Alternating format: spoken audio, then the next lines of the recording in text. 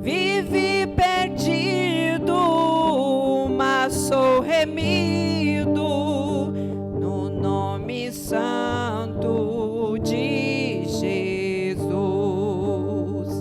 Irmãos amados, santificados, vivei unidos, pois sois remidos, não mais temendo, o bem fazendo, no nome santo de Jesus. No nome santo, alegre canto, eu fui lavado, santificado, vivi perdido, mas sou remido no nome santo de Jesus.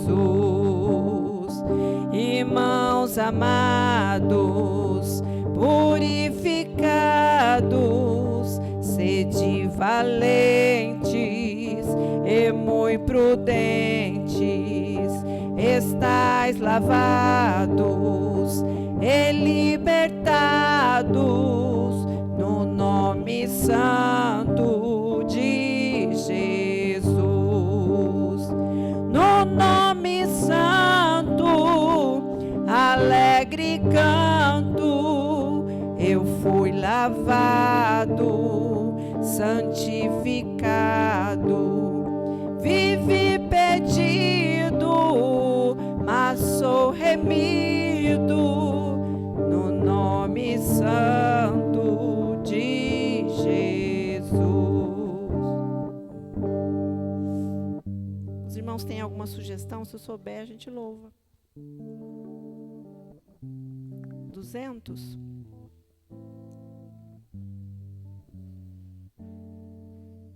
Irmãos. Quão bondoso amigo é Cristo, carregou com a nossa dor e nos manda que levemos os cuidados ao Senhor. Falta ao coração dorido gozo, paz, consolação. Isso é porque não levamos tudo a Deus em oração. Tu estás fraco e carregado de cuidados e temor. Ah, Jesus, refúgio eterno, vai com fé teu mal expor. Teus amigos te desprezam, conta-lhe isso em oração, e com seu amor tão terno, paz terás no coração. Cristo é verdadeiro amigo, disto provas nos mostrou, quando pra levar consigo o culpado encarnou, derramou seu sangue puro, nossa mancha pra lavar, gozo em vida e no futuro, nele podemos alcançar. Amém. Eu agradeço a oportunidade em nome de Jesus. Aleluia, né? possamos fazer igual Jó, alcançar a vitória em Jesus Cristo. Hoje, a lição de hoje, o drama de Jó. Textual. E disse: nu saí do ventre da minha mãe, e nu tornarei para lá. O Senhor deu, o Senhor tomou. Bendito seja o nome do Senhor. Jó capítulo 2, versículo 21. Vamos todos agora o texto áureo, irmão? Texto áureo. E disse: nu saí do ventre da minha mãe, e nu tornarei para lá. O Senhor deu, o Senhor tomou. Bendito seja o nome do Senhor. Jó, capítulo 2, versículo 21. Verdade prática. A despeito das grandes provações que se abatem em nossa vida, à luz do exemplo de Jó, devemos permanecer fiel ao Senhor. A leitura bíblica em classe se encontra Jó, capítulo 1, versículo do 13 ao 22, e capítulo 2, do 6 ao 8. Amém? Todos acharam? E sucedeu um dia em que os seus filhos e suas filhas comia e bebia vinho na casa do seu irmão primogênito. 14, a igreja.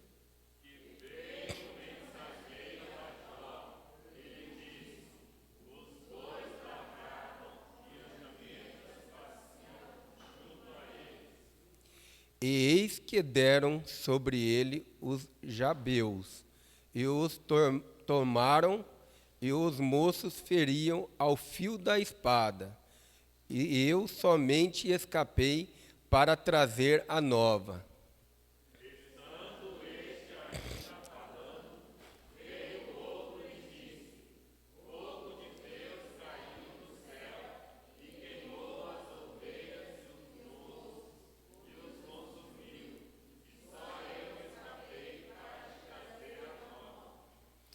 Estando ainda este falando, veio outro e disse, ordenando os caldeus, 3 bandos deram sobre os camelos e os tomaram. E os moços feriram ao fio da espada, e só eu escapei para trazer a nova.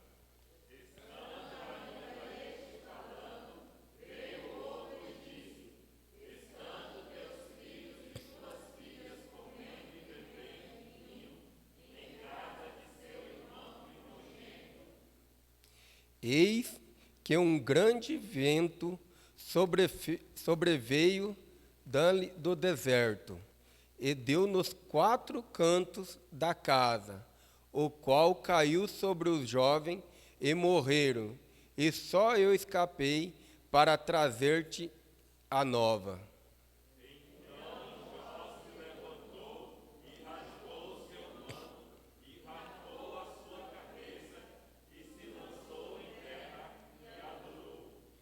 E disse, nu saí do ventre da minha mãe, e nu tornarei para lá. O Senhor deu e o Senhor tomou.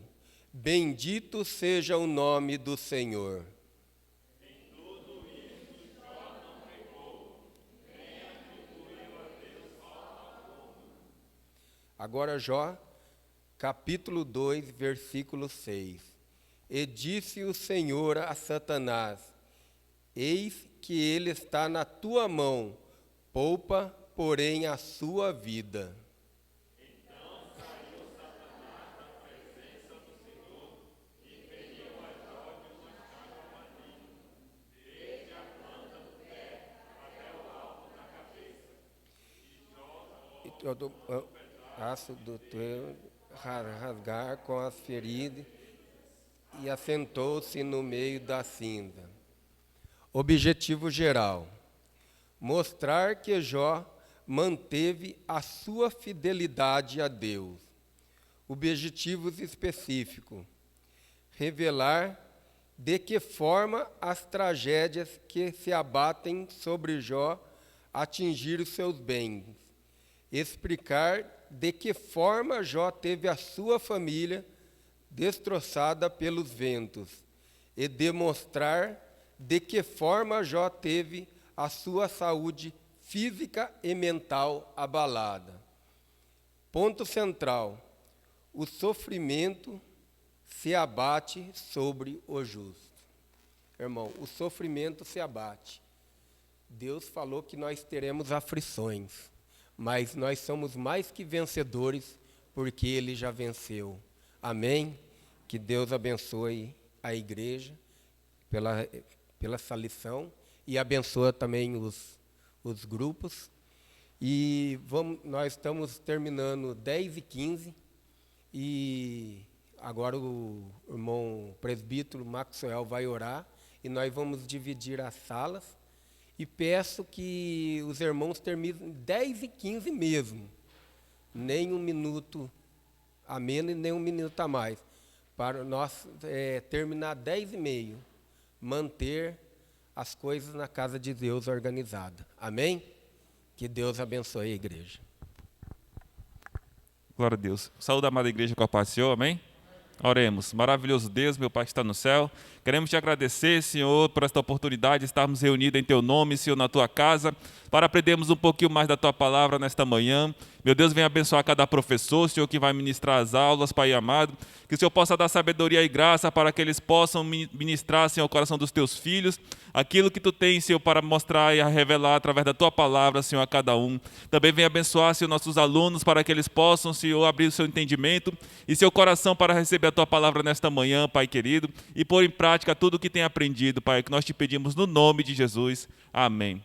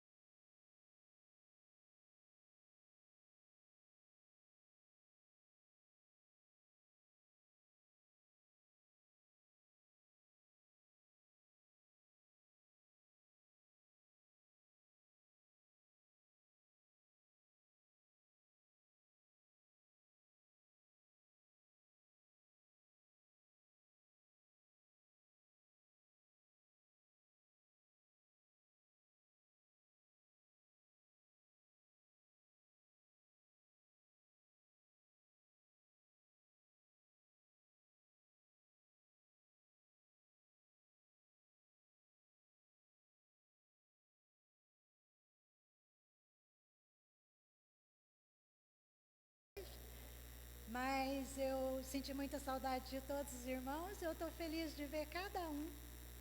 Tudo bem com os irmãos, então? Então, tá bom. O título da nossa lição de hoje, a gente vai ver o drama de Jó. Então, a gente vai ver a catástrofe, né? A calamidade, a tragédia que se abateu sobre a vida do patriarca. Antes de entrar na nossa lição, assim propriamente dito, eu queria só lembrar algumas coisas da lição passada, para ficar no nosso coração, na nossa mente. Já foi dito, mas eu gostaria de lembrar os irmãos que Jó, ele não tinha as Escrituras, Jó não tinha o Antigo e Jó não tinha o Novo Testamento. E eu queria dizer para os irmãos que Jó, ele agiu como se ele tivesse, não é? Jó agiu como se ele tivesse conhecimento das Escrituras. Porque é impressionante as atitudes de Jó em meio à luta, em meio à prova, não é? Muitos de nós que temos a palavra de Deus conosco, às vezes a gente não toma atitude, feito patriarca, né? Feito Jó. Deixa eu ver se eu tenho que me...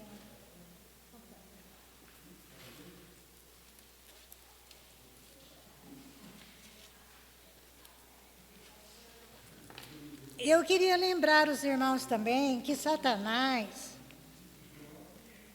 foi a causa do sofrimento de Jó, né? Foi a causa da provação de Jó. Queria lembrar os irmãos que ele não é onisciente, ele não é presciente. Ele não sabe o que a gente pensa e ele não sabe o que a gente vai fazer, as nossas atitudes, não é? Então, ele age como ele vê, como ele observa. Porque se ele soubesse o que a gente pensa, ou o que a gente vai fazer com a nossa fala ou com o nosso pensamento, ele saberia que Jó não blasfemava contra Deus, não é? Ele saberia disso. Então, ele não é onisciente, ele não é presciente. Isso é bom a gente ter em mente também. E então, a gente vai entrar na nossa introdução de hoje, que diz assim: a provação de Jó fez com que a sua vida se tornasse um verdadeiro drama. Nem mesmo os mais aclamados cineastas seriam capazes de dramatizar algo semelhante. Da condição de homem mais rico e admirado do Oriente, ele tornou-se não apenas um pobre moribundo, mas, na visão de seus amigos, um pecador revoltado e arrogante. De uma vida abastada e piedosa e fraternalmente estruturada, Jó mergulhou em um mar de calamidades. De repente, tudo se desmoronou. Os rebanhos foram roubados e dizimados. Os empregados foram assassinados. E outros mortos em desastres aparentemente naturais. Os filhos, seu bem mais precioso, morreram. Cenas difíceis de esquecer. Refletir sobre como Jó reagiu a tudo isso é o objetivo de nossa lição. Quer dizer, é imaginável, né? Não dá para narrar, não dá para descrever. Eu creio que nem quem sente, né? Nem quem sente mesmo consegue descrever tamanho drama, tamanho sofrimento. Porque às vezes a gente passa por uma coisinha, né? A gente já não consegue nem se levantar, né? E de repente a gente viu Jó rasgando suas vestes, rapando a sua cabeça, né? Se prostrando e adorando a Deus. Porque a gente viu que o patriarca, ele teve ânimo, né? E às vezes na nossa vida, por pouquinha coisa, já amolece as nossas pernas, a gente já não tem ânimo. Então, o patriarca é um exemplo para a gente a ser seguido, né? A lição que ele teve, a prova que ele teve e que ele venceu, serve para os nossos dias, para o tempo de Jó, para os amigos, todo mundo aprendeu. É uma lição muito bonita, porque todo mundo aprendeu com Jó. Até Jó, com a experiência que ele teve, ele aprendeu. Porque ele fala que ele sabe, hoje ele sabe que o Redentor dele vive e que no fim há de se levantar sobre a terra. E Jó também, ele teve muita experiência com Deus, né? Ele falou que antes ele via de ouvir falar, hoje os olhos dele viram a Deus, né? Ele fala que ele falava do que não conhecia. Porque ele questionou durante o sofrimento dele, né? Ele murmurou, ele questionou. Mas quem não faria isso? Quem não faria com tamanho sofrimento, né? Com tamanha tragédia que sobreveio sobre a família dele. Então, aqui a gente vê que da condição de um homem mais rico e admirado do Oriente, ele se tornou um pobre moribundo. E na visão de seus amigos era um pecador, porque acusavam ele de adúltero, não é? De roubar as viúvas, porque naquela época a riqueza era alguma pessoa que estava bem com Deus, né? E a pobreza queria dizer que a pessoa era um pecador, por isso que sobrevia tudo sobre a vida dele. Ele estava em pecado. Então, a gente vai ver aqui a nossa lição. Aqui o ponto central fala que o sofrimento abate sobre o justo, né? É uma outra coisa que a gente aprende, igual Enéas falou, que Jesus falou, né? Que em mim terás paz, né? No mundo tereis aflições. Jesus estava conversando com os discípulos e falou para eles que só em Jesus a gente tem paz. No mundo a gente tem aflições, mas para eles terem bom ânimo, porque ele, Jesus, venceu o mundo. E que também eu estava pensando nessa lição quando eu estava lendo, e foi realmente a atitude do patriarca, que tudo passa na nossa vida, não é? Tudo passa. A gente vê que às vezes as coisas que a gente tem de mais precioso na nossa vida, passa a riqueza, né? A família, a gente vê que tudo isso passa, e a gente vê que o patriarca, ele sabia disso, quando ele disse que nu saí do ventre da minha mãe e nu voltarei para lá, dizendo que o Senhor deu, o Senhor tirou, bendito é o nome do Senhor. O que ele quis dizer com isso? Eu não trouxe nada para esse mundo, né? Eu não trouxe nada, então eu não vou, sem dúvida, eu não vou levar nada desse mundo. Então, ele tinha a noção de que a gente é mordomo aqui na terra, a gente cuida das coisas de Deus. Eu não estou querendo minimizar com isso o sofrimento do patriarca, porque eu sei que por muito menos a gente se desespera, não é? Mas que pensando que tudo passa na nossa vida, é uma espécie de consolo, né? Para as coisas que acontecem na nossa vida e a gente não entende como o patriarca não entendia.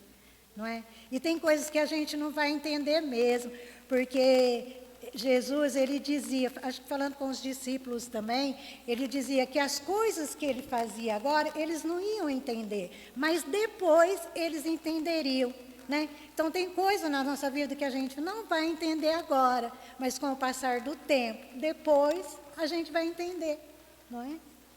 Então, eu gostaria que algum irmão lesse para mim, quer dizer, nós vamos começar o nosso tópico. O primeiro tópico diz assim, a tragédia de natureza econômica. Essa tragédia de natureza econômica está dividida em 4 subtópicos, não é? Que diz assim o primeiro, o sucesso na esfera comercial, o sucesso na esfera do campo, o ataque do diabo na esfera comercial e o ataque do diabo na esfera do campo. Algum irmão podia ler para mim? O autor sagrado já havia sublinhado que Jó era maior de todos os do Oriente. O respeito, a admiração, a riqueza e a prosperidade do homem de Uz contribuíram para a construção dessa imagem. O autor já havia destacado a riqueza e a prosperidade de Jó, medidas pela grande quantidade de animais e servos a serviço dele.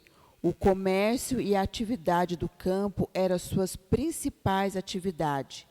Devido à sua grande riqueza, não são poucos os autores que igualam Jó a grandes indústrias e empresários contemporâneos. Enquanto as ovelhas proporcionavam lã para a produção de têxtil, por outro lado, os camelos e jumentas estavam a serviço do transporte de carga. Desta forma, Jó se destacava no Oriente como um homem de negócio. Então, aqui está nos falando da atividade de Jó, que ele se destacava como um homem de negócios, né? Um proprietário rural, que tinha grande extensão de terra. É o que a gente imagina, né? Porque a gente vai ver depois o sucesso na área do campo, vai falar um pouquinho disso. Então, aqui no comecinho, o autor sagrado já havia sublinhado que Jó era o maior de todos do Oriente. Quer dizer, o autor sagrado já havia destacado que Jó era o maior. E por quê, né? Por que Jó era o maior do Oriente? Continuando o nosso texto, responde a nossa pergunta. Diz assim: por causa do respeito, a admiração, a riqueza e a prosperidade do homem de Uz contribuíram para a construção dessa imagem. Qual é a imagem? Ele ser maior, ele ser conhecido. Eu creio que Jó, além de ser o maior, próspero, né? Porque ele não era só rico, igual a gente comentou em outra aula. Jó era próspero. A vida dele ia bem em todas as áreas. A gente vê aqui na área familiar, ele era um homem rico, ele tinha saúde, né? A gente não vê no texto falando de que ele sofria de algum mal, ou a família dele. Então, a gente vê que ele era um homem próspero em todos os sentidos. E, por isso, ele era considerado o maior do Oriente. A gente viu que, além de ser próspero, ele era um homem piedoso, né? Igual Deus deu testemunho dele. Ele era um homem piedoso, ele tinha misericórdia das pessoas e ele tinha uma devoção perante Deus. Então, a impressão que dá é que ele era um homem completo, né? Igual fala, íntegro, sincero, né? Temente a Deus e se desviava do mal. Eu fico admirada da época dele, sem ter nenhum conhecimento da palavra de Deus, ele conseguia se manter assim, né? Diante de Deus, com essa devoção toda, né? Fazendo com que Deus desse o exemplo, Deus falasse bem de Jó perante Satanás, principalmente, né? Então, a gente vê aqui que ele era um empresário, né? E fala o texto aqui, o comércio e as suas atividades do campo eram as suas principais atividades. Devido à sua grande riqueza, não são poucos os autores que se igualam Jó a grandes empresários industriais. Quer dizer, os autores, eles igualam Jó às pessoas famosas e ricas de hoje em dia, né? Porque Jó não era só rico, ele era conhecido também ali no Oriente. Então, o que os irmãos imaginar que é rico e famoso, dá para se igualar a Jó naquela época, não é?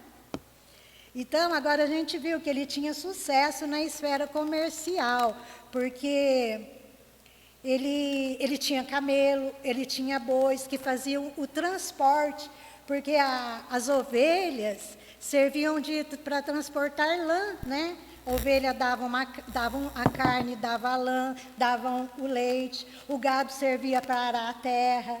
Então, ele tinha um sucesso na esfera comercial, né? Ele precisava desses animais para o transporte. Agora, eu gostaria que algum irmão lesse que ele também tinha sucesso na esfera do campo.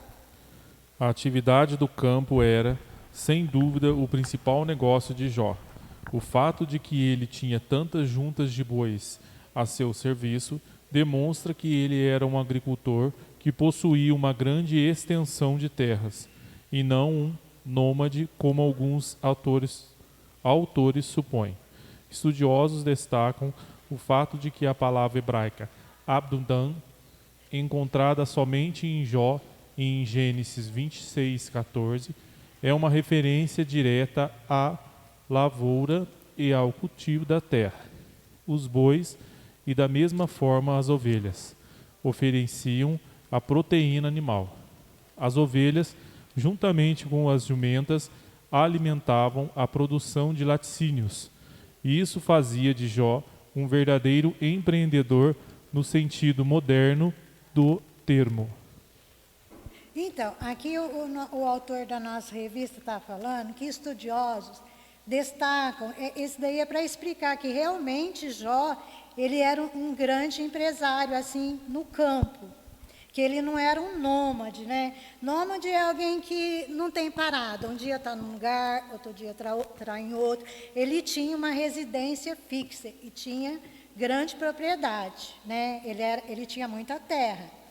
Então, os estudiosos destacam o fato de que a palavra hebraica, se os irmãos quiserem abrir a Bíblia para dar uma verificadinha em Gênesis, ele está falando que só tem, destacam que só tem 2 vezes, é citado só 2 vezes essa palavra. Uma em Gênesis e a outra em Jó. Vamos lá ver Gênesis 26:14.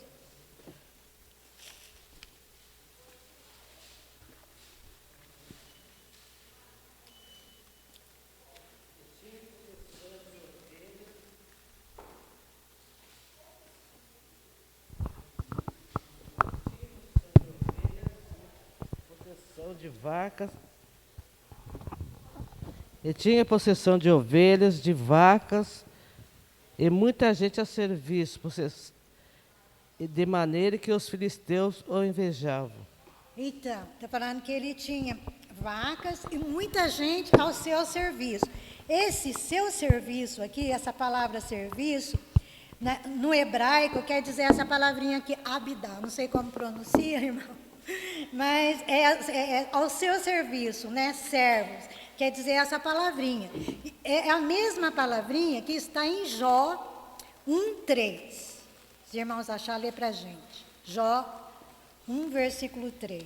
Que é a mesma palavrinha que foi encontrada.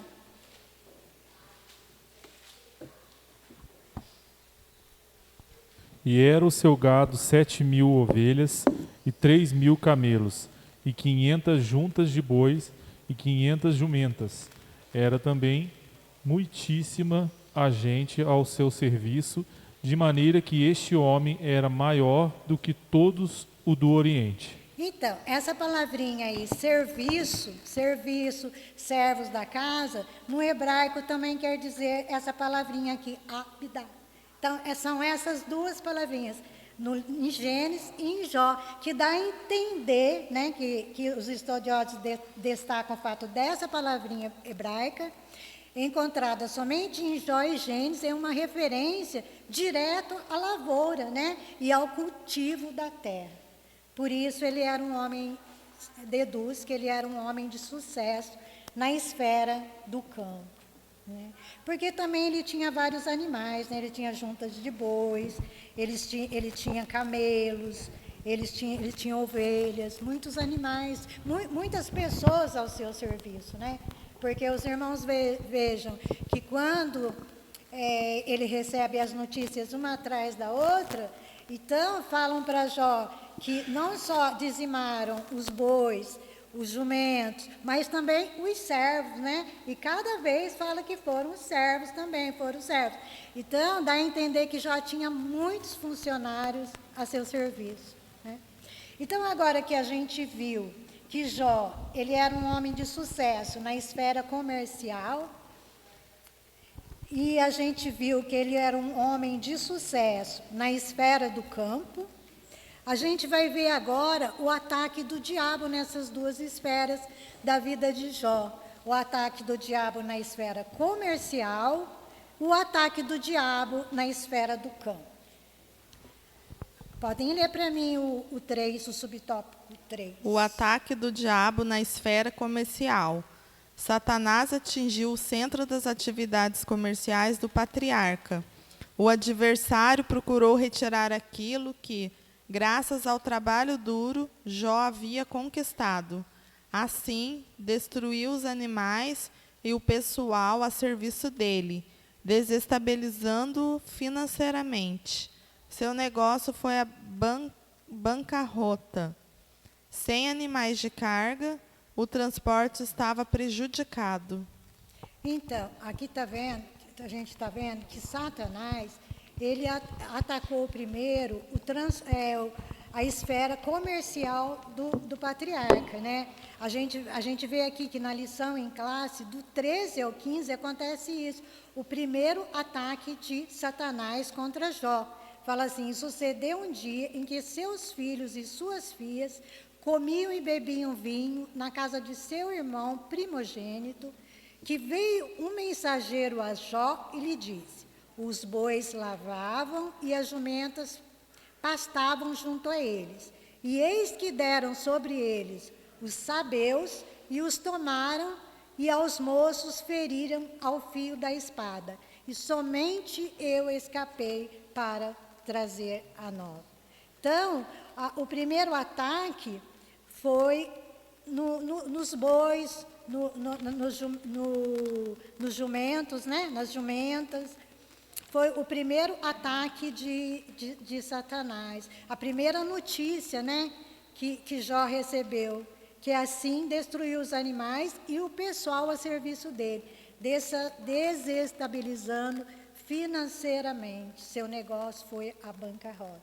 Né? Um negócio que ele construiu com um trabalho duro, né?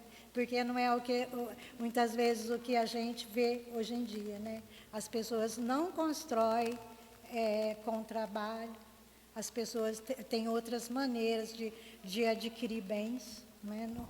Que não é o caso de Jó. E às vezes também, os bens que a gente adquire, a gente perde por não administrar direito, perde ao longo do tempo. E a gente está vendo aqui que Jó perdeu um seguido do outro, né? É uma notícia atrás da outra. A gente viu que mal um mensageiro, eu creio que o mensageiro só escapou para trazer a notícia, né? Porque senão teria morrido também. Precisava alguém levar a notícia ruim para Jó. Então a gente vê aqui que mal uma acabava de falar, de trazer a notícia, chegava outro, com outra notícia, chegava outro, com outro, não dava tempo de respirar, né? Então a gente viu que Jó não teve tempo de respirar, porque os ataques foram assim, um atrás do outro, né? E o incrível é que Jó, sem saber de nada, né? Que era o Satanás que estava atrás de toda a sua aprovação, e nem até o final do livro Jó não ficou sabendo, né? Se a gente for ler o livro de Jó, a gente vai ver que Deus fala com ele tem experiência com Deus, e Deus não diz para ele o motivo que tudo isso aconteceu na vida dele, que ele fica sem saber, né? E é o que ele mais pergunta: por quê, né? Por quê? Porque para ele era um homem, né, justo, ajudava as pessoas, e ele não entendia porque tudo isso aconteceu na vida dele, e ele continuou sem entender, né? Então agora a gente vai ver aqui, a gente já viu o ataque na esfera do comércio dele, né?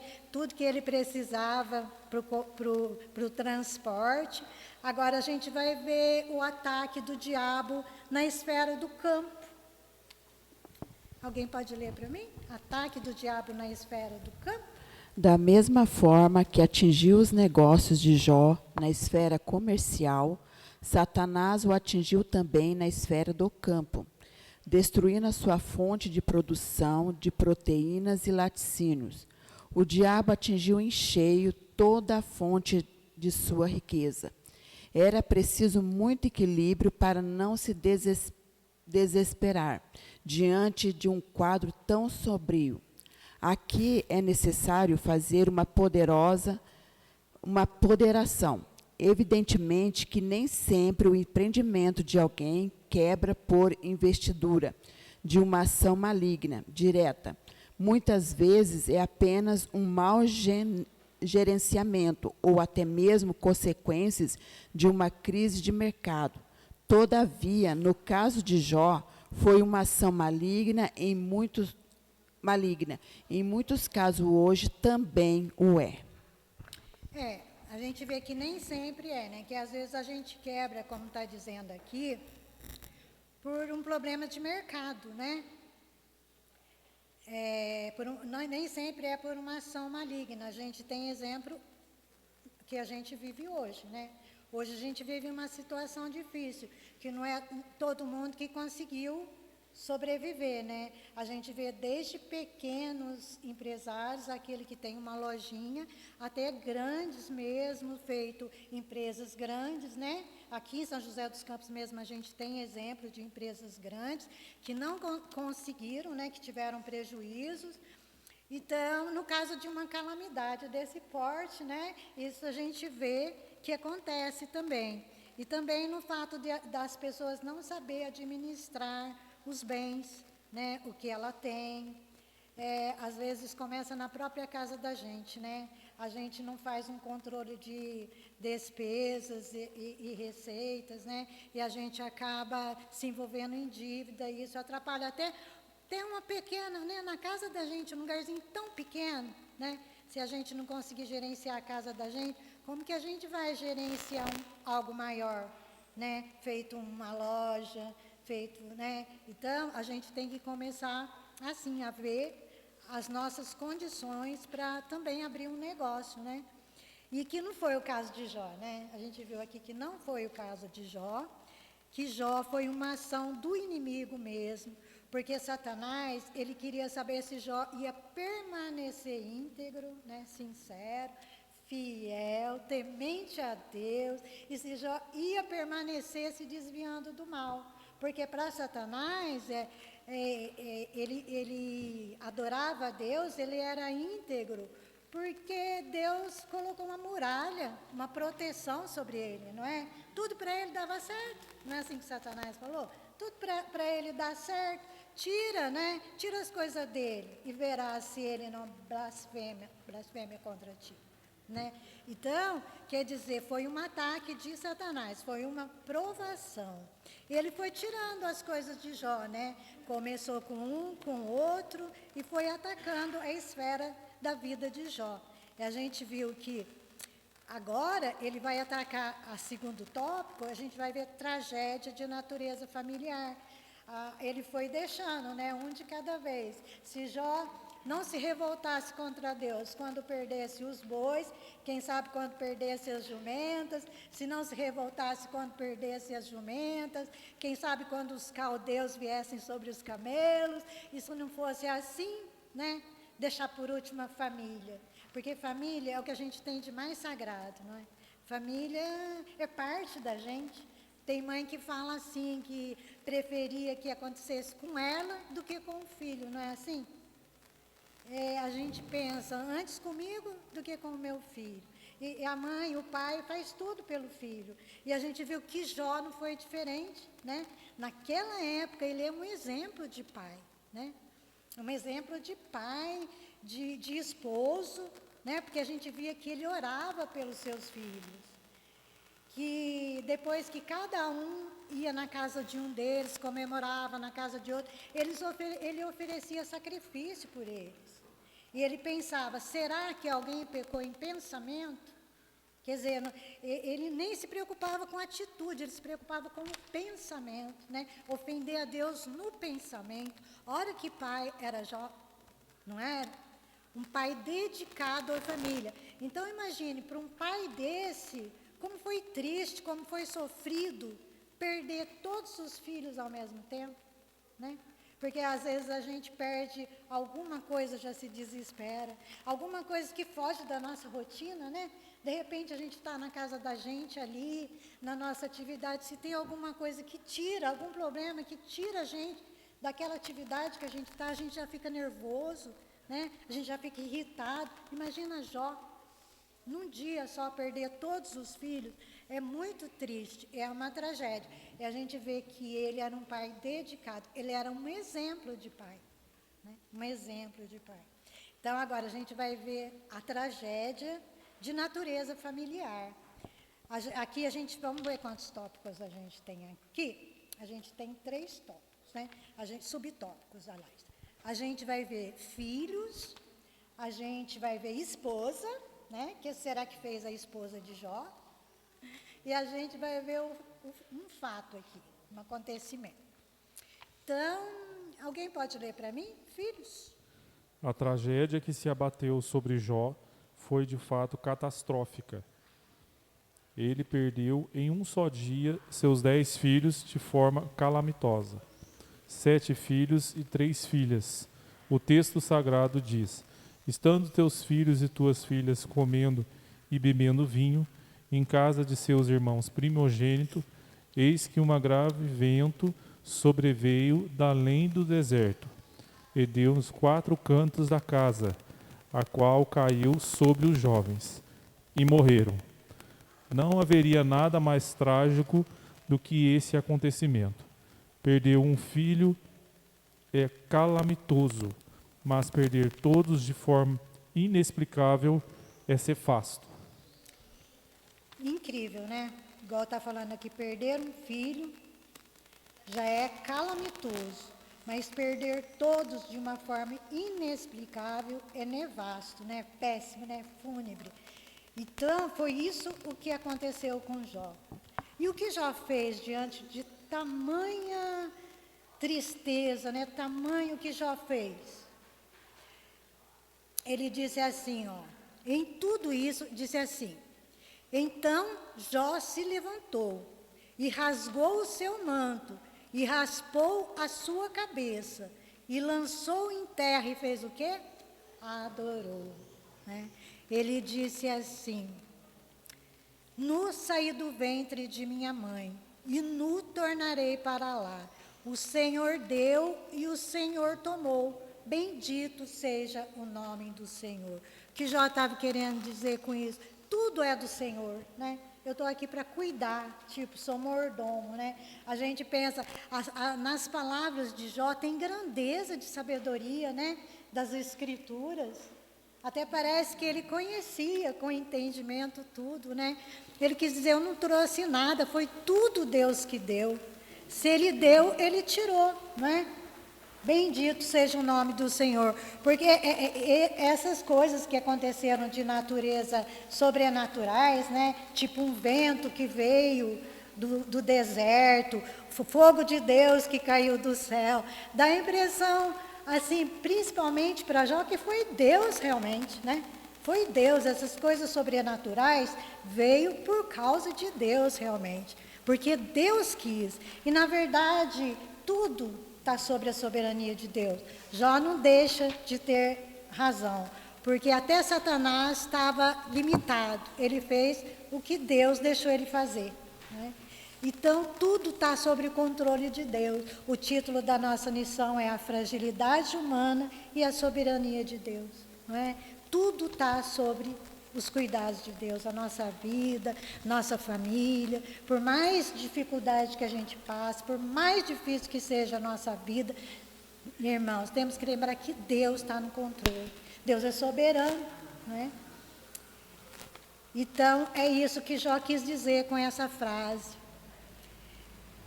Que nada pertence a ele, né? Ele cuidou de tudo, mas nada era dele. Tudo pertence ao Senhor nosso Deus. Agora vamos ver a esposa, né? Nós paramos na esposa.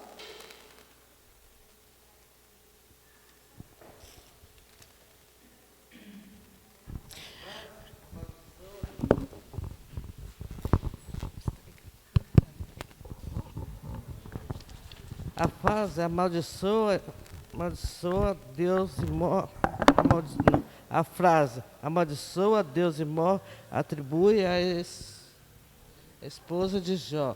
É mais uma prova chocante, é mais chocante do livro. Talvez por isso seja objeto de várias explicações. Muitos autores tentam suavizá-la quando a interpretam como sendo uma ironia feita pela esposa de Jó. Nesse caso, ela, de fato, estaria dizendo: você continua aí com sua fé, enquanto tudo desmorona à sua volta, porque de tudo isso, deixe de lutar por isso e aceite a morte. Outros procuram atribuir a sentimento do texto com qual ele não tem. Para este, a esposa de Jó não estava mandando amaldiçoar a Deus, mas orientando Jó a louvá-lo e morrer em paz. No entanto, a evidência desse texto dispõe contra esse entendimento. A reação de Jó ao dizer à sua esposa, fala como qualquer louca, confirma este fato. Então, o que o autor está querendo dizer aqui? Que muitos tentam suavizar, minimizar a fala da esposa de Jó, não é? Muitos autores tentam suavizar, interpretando como se fosse uma ironia. O que é ironia? Uma coisa que, na verdade, ela não quis dizer aquilo, ela quis dizer outra coisa, né? Quando ela falou, amaldiçoou o seu Deus e morre, na verdade, ela não queria dizer exatamente isso. Você continua aí em casa, sua fé, enquanto tudo desmorona à sua volta. Não era isso que ela queria dizer, né? E outros procuram atribuir um sentido ao texto do qual ele não tem. Para esses, a esposa de Jó não estava mandando amaldiçoar a Deus, mas orientando Jó a louvá-lo e morrer. É isso que a esposa dele estava falando? É isso que deu a entender para a gente que lê o texto? Não, né? Nem para Jó também, não é? Ela quis dizer exatamente o que ela disse, né? Amaldiçoou, ainda retens, né, tua integridade? Ainda vai continuar adorando o seu Deus, sendo reto, honesto, íntegro, se desviando do mal? Não, ela quis dizer o que ela disse mesmo, né? Amaldiçoou o seu Deus e morre. No entanto, né, que o autor diz que ela quis exatamente dizer isso por causa da resposta que Jó deu a ela, né? Como falas uma doida, né? Então nós aceitamos o bem de Deus e não vamos aceitar o mal? Então a mulher de Jó quis dizer o que ela realmente disse, né? Não tem ironia nisso. E assim, a gente vê que a mulher de Jó também deve ter visto tanto sofrimento, não é? Tanto sofrimento, né? Tanta tragédia, ela observando tanta tragédia sobre a vida de Jó, né? Dá a impressão que ela estava assistindo tudo, né? Cada hora uma hora outra, outra hora outra, 4 episódios, né? De tragédia, depois a família dela, não é? Eu creio que chegou uma hora que ela não suportou e acabou falando isso na hora do desespero, né? Na hora do desespero para Jó. Mas foi exatamente isso que ela disse.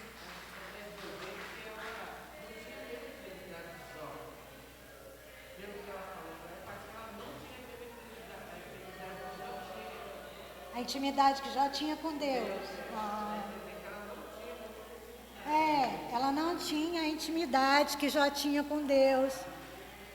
Por isso, talvez ela também tenha dito isso a ele, né? Juntou tudo ao mesmo tempo, o desespero, não é? O sofrimento e a falta de intimidade, de comunhão, né, Maísa?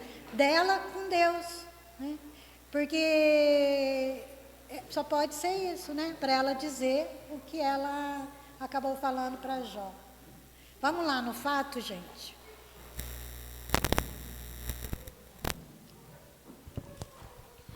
Um vento soprou sobre a família de Jó, devastando-a. Ainda hoje, fortes ventos continuam a soprar em famílias inteiras. O resultado desses ventos é a degradação familiar, divórcios, drogas, etc. A exemplo de Jó, o crente deve se refugiar em Deus. É preciso que a família abra a Bíblia em casa e busque o Senhor em estudo e devoção.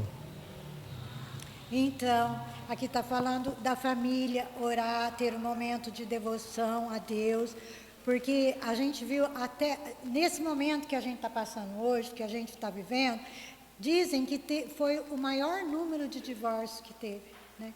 Nessa pandemia, de estar todo mundo junto em casa. Eu estava vendo também que um dos maiores motivos de separação é o que aconteceu com a família de Jó, é a vida financeira das pessoas, né? está em primeiro lugar o dinheiro, a vida financeira, em segundo lugar a infidelidade, e depois nós temos os vícios também, né? Porque os vícios também acabam com qualquer família, né? Então, a gente vê que nesse momento que a gente vive, é o que está tendo mais números de divórcio, mais números de pedidos de divórcio, devido às circunstâncias, né? Também na família, tanto financeira, como falta de entendimento dentro do lar. Agora a gente vai no nosso último tópico, né? A gente vai ver aqui tragédia de natureza física e psicológica. A gente viu que o inimigo não ficou satisfeito de tudo que ele fez na área financeira de Jó. Pela segunda vez, ele se apresenta nas regiões celestiais, junto com os filhos de Deus, né? Pela segunda vez, ele se apresenta, né? Então, eu anotei aqui para dar uma lidinha rapidinho, que fala assim, ó, num dia em que os filhos de Deus vieram apresentar-se perante o Senhor, veio também Satanás entre eles, apresentar-se perante ao Senhor. Então, o Senhor disse a Satanás, de onde vens? Respondeu Satanás ao Senhor e disse, de rodear a terra e passear por ela. Perguntou o Senhor a Satanás, observaste meu servo Jó? Porque ninguém há na terra semelhante a ele, homem íntegro, reto, temente a Deus e que se desvia do mal. Olha aqui o que o Senhor diz a Satanás depois. Ele conserva a sua integridade, embora me incitaste contra ele para consumir sem causa. Não é? O que Deus está querendo dizer a Satanás? Tudo o que você fez, né, não aconteceu nada. Você me incitaste contra ele para consumir sem causa. Ele continua do mesmo jeito. Né? Olha o exemplo, ele adorou. Né? Daí, o que Satanás diz a Deus? Toca na pele dele, não é? Toca nos ossos dele. Porque Satanás dizia assim, o que a gente tem, né? É a nossa saúde, a nossa pele. Toca na pele dele, que ele blasfema contra ti. Né? Então, foi a última tentativa de Satanás com relação a Jó, para que ele deixasse a sinceridade dele. Satanás queria Jó longe de Deus, né? Satanás queria longe de Deus e conseguiu com que Jó ficasse mais perto de Deus ainda, né? Então, vamos ver aqui. O diabo, por isso, Deus autorizou, né? O diabo a tocar na saúde de Jó, mas não na vida. Era para preservar a vida de Jó. Vamos ler então. O diabo toca na saúde de Jó. O diabo toca na saúde de Jó. Depois que o diabo viu o seu plano fracassar, pois o patriarca não sucumbiu à tentação, mesmo diante da dizimação de seus bens e familiares. O adversário agora tem a permissão divina para tocar na saúde de Jó. Essa nova prova é um drama muito distinto da na literatura do Antigo Testamento. Ela dará a tônica ao restante do livro. Então, Deus autorizou o adversário a tocar, né, na saúde de Jó. Essa nova prova é um drama muito diferente, né? A gente não tem nada semelhante a esse drama no Antigo Testamento. É uma coisa muito distinta e diferente, né, do que aconteceu na vida de Jó. E está falando aqui que ela dará tônica ao restante do livro, né? Por causa disso, vai ter um enredo de todo o restante do livro, por causa da saúde de Jó, né? Do ataque de Satanás à vida, à pele, né? O tanto que ele sofreu,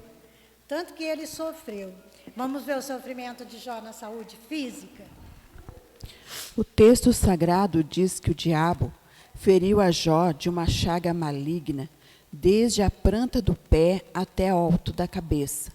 Tratava-se de uma doença extremamente maligna, capaz de provocar um grande sofrimento em Jó, a ponto de este sentar-se na cinza e pegar um caco de barro para com ele raspar as feridas. Essa era uma prática que o homem antigo adotava quando se via acometido de uma grande desgraça. Ele ia para um monte de cinzas, um local considerado imundo, onde os inválidos e dementes costumavam ficar. Ali ele esperava a morte entre cães, insetos, aves de rapina. Trágico. Olha que tragédia, né? Olha onde Jó foi parar, não é? Devia ser fora da cidade. Essa era uma prática que o homem antigo adotava, né? Quando se via cometido de uma desgraça, ele ia para um local considerado imundo, onde os inválidos, dementes, costumavam ali ficar, né? Ele se isolou, né, de todo mundo, se isolou da família, e ele ali esperava a morte, né? Entre os cães, insetos e aves de rapina, ali esperava a morte. Vamos continuar? Saúde mental. Aqui é a nossa hora ali. Não há dúvida que, além do sofrimento físico, Jó também experimentou o sofrimento psicológico. Embora não haja nada no texto que nos permita dizer que ele entrou em depressão, não há como negar que Jó passou por uma grande tensão psicológica. Há vários textos no corpo do livro que permite fazer essa dedução. Mas já no início da sua fala é possível perceber esse fato. Ainda que mantivesse sua fidelidade a Deus, o patriarca amaldiçoou o dia do seu nascimento, não vendo mais razão para que fosse celebrado. Só debaixo de forte pressão psicológica é que as pessoas chegam a tal ponto. Então, aqui a gente viu, né, que Jó passou por situação na saúde física, na saúde mental. Esse texto aqui que o autor colocou de Jó 3, 1 a 14, ele amaldiçoa o dia do seu nascimento, né? Então, a gente viu que Jó, ele sofreu muito nessas áreas, tanto física. Vou ver, eu anotei aqui algumas coisas, eu acho que dá para ler, ó. No físico, eu anotei um versículo de Jó 7 que diz assim, ó, Jó 7, 5. Meu corpo está tomado pelos vermes e de crosta de ferida. Observo minha pele se rachando e vertendo pus. Olha para ver no corpo. Ele fala também que o corpo dele apodrecia como uma roupa comida pela traça. Diz assim em Jó 13, 28. Apesar de eu ser como uma coisa podre que se consome e como uma roupa que é comida pela traça. Né? Fala também que Jó perde peso, fala que a sua pele enegreceu e começou a descascar, né? O povo fala que é igual um elefante, né? Fica toda enrugada e preta. Daí diz assim em Jó 30, 30, enegrecida se me cai a pele e os meus ossos estão queimando em febre. A saúde mental foi afetada também. Eu anotei aqui em Jó 7, 11, que ele ficou angustiado. Fala assim, por isso não reprimirei a boca, falarei na angústia do meu espírito, queixar-me-ei na amargura da minha alma. E também o seu rosto afogueou de tanto chorar, né? Jó chorou muito, né? Se a gente pensa que é só a gente que chora, na verdade. O meu rosto está todo afogueado de chorar, e sobre as minhas pálpebras está a sombra da morte, não é? E também, gente, o social de Jó foi afetado, né? A gente viu cada coisa, ó, os irmãos e conhecidos fugiram dele na sua dor. No entanto, que ele ficou isolado, né? A gente vê que ele ficou tão desfigurado, irreconhecível, que os amigos que vinham, os três, cada um de lugar, não o reconheceram, né? Não reconheceram, eles fizeram o quê? Passaram quietinho junto de Jó 7 dias e 7 noites, chorando, porque não reconheceram, né? Tamanho estava a pele, o corpo de Jó, eles não reconheceram. Daí Jó fala assim, ó, os irmãos e conhecidos fugiram dele na sua dor. Isso está em Jó 19, 13. Pois longe de mim os meus irmãos, e e os que me conhecem como estranhos se apartaram de mim. O 14, os meus parentes me desampararam e meus conhecidos se esqueceram de mim. Né? As pessoas também que receberam a sua ajuda tratavam-o com desprezo. Ele fala que as pessoas cuspiam em seu rosto. Isso daí está em Jó 17:6. Mas a mim me pôs por provérbio dos povos, tornei-me como aquele cujo rosto se cospe. Né? E também ele fala do mau hálito, mau cheiro, de tudo aquilo que afastava as pessoas. Não é? Ele fala assim, está em Jó 19:7. O meu hálito é intolerável. A minha mulher, até a mulher dele, a minha mulher, e pelo mau cheiro sou repugnante aos filhos da minha mãe. Quer dizer, até os irmãos dele, pelo mau cheiro, os irmãos, a esposa, se afastavam dele. Olha a situação de Jó, como chegou. Né? Assim, a gente vê que espiritual também, né? A gente já está terminando também aqui. Só vou falar essa partinha que foi afetado o espiritual de Jó. Jó 30:20 diz assim, ó. Clamo a ti e não respondes. Estou em pé, mas apenas olhas para mim. Ele experimentou o silêncio de Deus. Né? Então a gente viu que tudo isso sobreveio sobre Jó. Né? Ele experimentou o silêncio de Deus, experimentou o abandono das pessoas, né? Que as pessoas abandonaram ele, além da dor, do sofrimento, porque já ele não conseguia dormir. Né? Ele não dormia. Ele emagreceu tanto que eu li um texto que as costelas dele apareciam no couro, de tão magro que ele ficou. Né?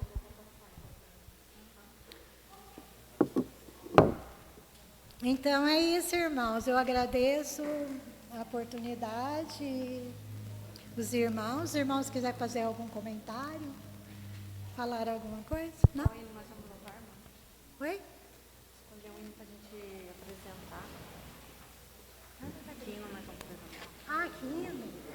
Então, eu estava pensando no hino 4, dá uma olhadinha. Eu não conheço. Ou então, eu vou ver aqui no outro também. O 4 é aquele, não. Desanime, Deus. 303.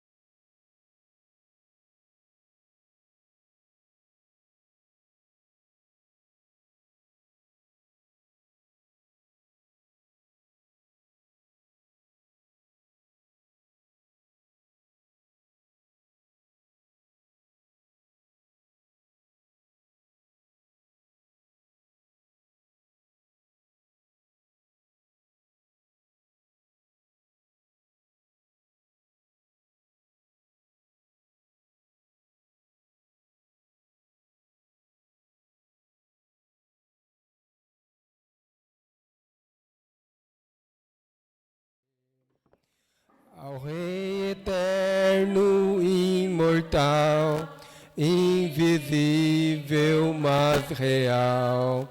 A Ele ministramos o louvor. Amém, irmão? Que Deus abençoe a escola dominical, que os irmãos possam ter aprendido com a vida de Jó, que é um ensinamento para nós levar para a nossa vida toda, que pode vir a dificuldade que for, nós não podemos deixar de perder a nossa fé.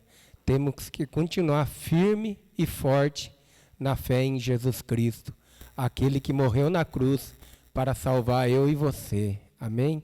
Que Deus abençoe os irmãos. Agora vamos chamar a nossa secretária para dar continuidade à nossa escola dominical e o relatório. A nossa secretária, top! Ela não gosta não, mas eu gosto, irmão.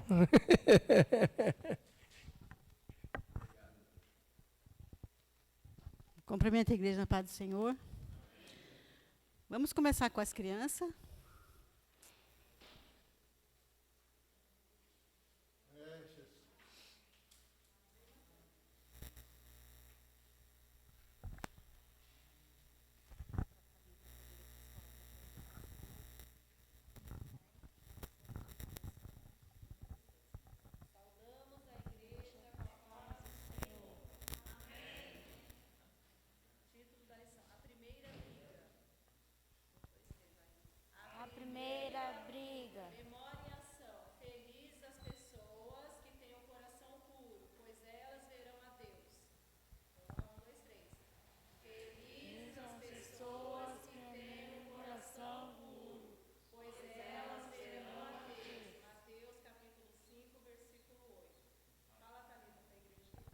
Eu aprendi que não devemos ficar com medo, porque Deus está no nosso lado. Quer falar, Letícia, o que você aprendeu nessa manhã? Por que Deus recebeu a oferta de Abel e não recebeu a de Caim? Porque o Caim... Pode ficar. Olha aqui pra tia, Wanda. Não fica com vergonha, não. Por que ele recebeu a oferta de Abel e não recebeu a de Caim? Como que estava o coração de Caim? Cheio do quê? de pecado, E o que ele sentia pelo irmão dele?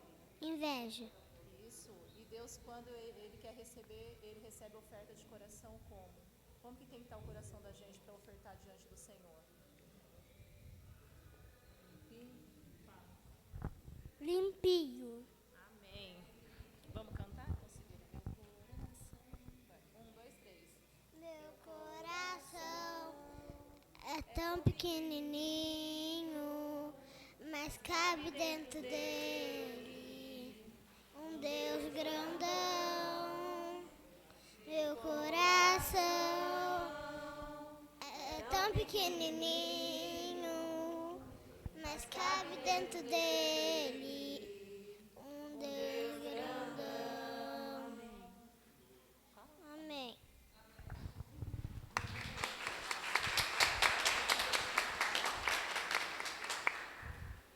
Vamos agora para Pioneiros da Fé. Pioneiros da Fé vai apresentar? Pioneiros todos juntos?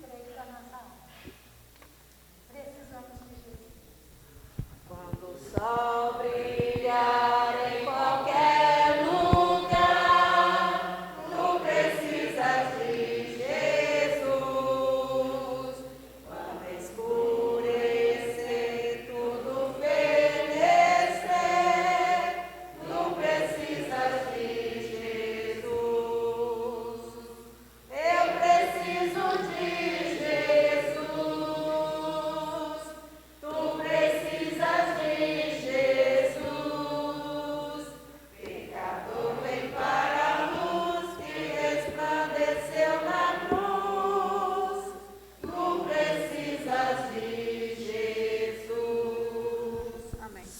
Amém.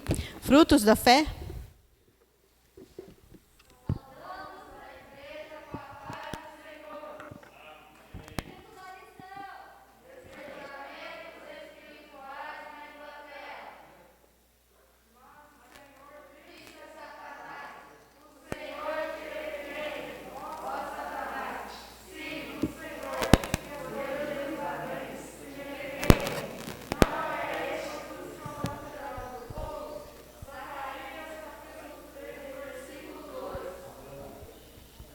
Amém. Júbilo celeste.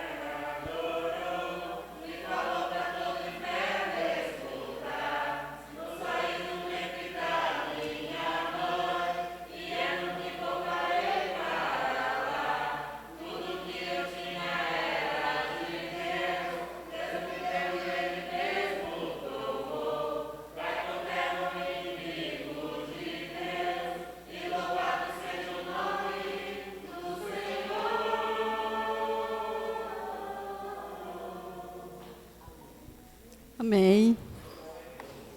Oferta das crianças deu R$ 4,50. Pioneiros da Fé, R$ 8,50. Júbilo Celeste, R$ 3,00. Rosa de Saron, R$ 9,25. Total de R$ 24,25. Total de matriculado, até que a gente resolva, né, os nomes certinho, nós temos 52 pessoas matriculadas, 12 ausentes. Temos 40 pessoas presentes.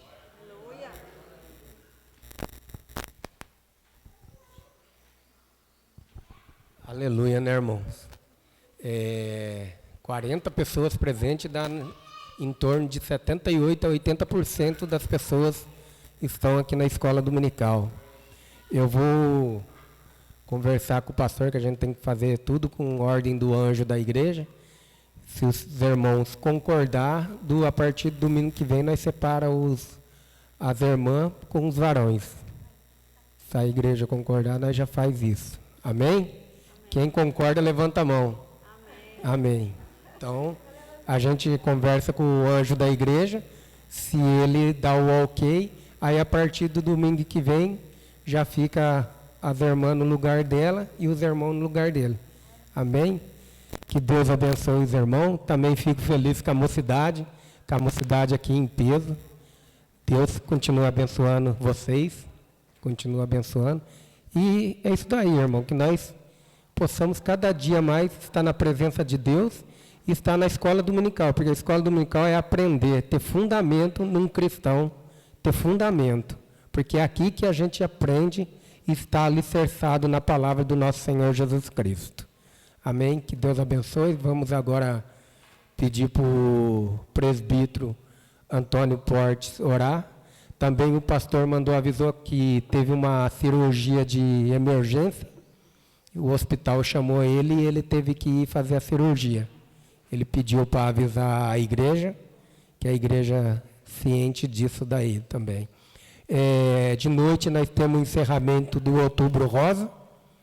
O encerramento vai estar muito bonito. Também queria pedir para os obreiros virem de uniforme que a gente sempre vem, e fique nos seus postos para nós ficar bonito. Como diz, ficar bonito na foto, né?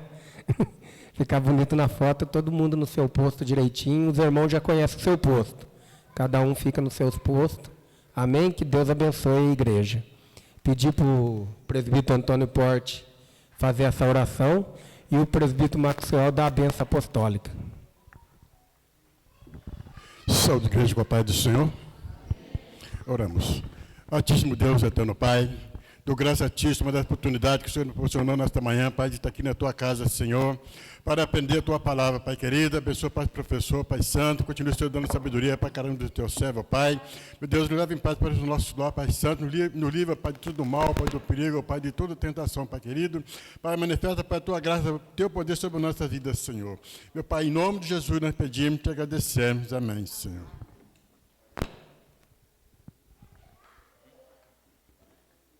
Após a escola bíblica dominical, irmão, tem um café abençoado ali, né? Não saiam sem participar daquele grande banquete, amém? Faça assim com as suas mãos. Que a graça do nosso Senhor Jesus Cristo, o grande amor de Deus nosso Pai, a comunhão e as consolações do Espírito Santo seja com toda a igreja e todos possam dizer juntos, amém.